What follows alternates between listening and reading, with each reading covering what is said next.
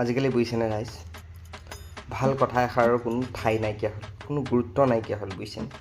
কালি মানে মই বাছত গৈ আছোঁ দেই, মোৰ কাষতে বহি আছে ক্লাছ 8-9 মানত পঢ়া ল'ৰা ছোৱালী হ'ব আৰু স্কুলীয়া ইউনিফৰ্মতে আহিছে, স্কুলৰ পৰা ঘৰলৈ গৈ আছে সম্ভৱতঃ। কথা পাতি আছে আৰু দুইটা। মই বোলো প্ৰথমতে স্কুলীয়া ল'ৰা ছোৱালী বন্ধু হ'ব চাগে। নহয় বুজিছে নাই, যি কথাতে গম পাইছে দুইটাই পক্ষী, প্ৰেম পক্ষী। ছোৱালীজনীয়ে ল'ৰাটোকে সুধিলে আৰু বোলে দেহা শুনাচোন, তুমি মোৰ কাৰণে কি কৰিব পাৰিবা? ল'ৰাটোৱে কি উত্তৰ দিছে গম পাই নাই?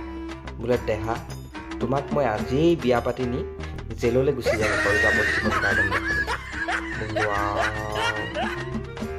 তাৰপিছত মনতে ভাবিলোঁ দেই, মই বোলো ইহঁতেতো পঢ়া শুনাৰ পৰা মোক এৰি দিছে, যাৱজ্জীৱন কাৰাদণ্ড হ'লে পঢ়া শুনা বেয়া হ'ব, মা দেউতাৰ লগত থাকিব নোৱাৰিবা, তুমি একো কৰিব নোৱাৰিবা, এইবোৰ বুজাই থাকি সিহঁতক লাভ নাই, এইবোৰ মোহৰ পৰা সিহঁত আঁতৰত।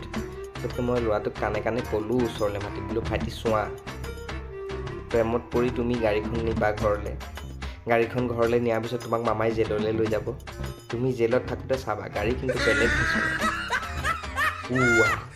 কথাষাৰ ক'বলৈহে পালোঁ বুজিছেনে, যিটো একে ফুংগুৱাকৈ চাইছে এনেকৈ। মই বোলো ভাল কথাৰ ঠাই নাই দেই আজিকালি পৃথিৱীখনত, চেচ কৰি পেলালে।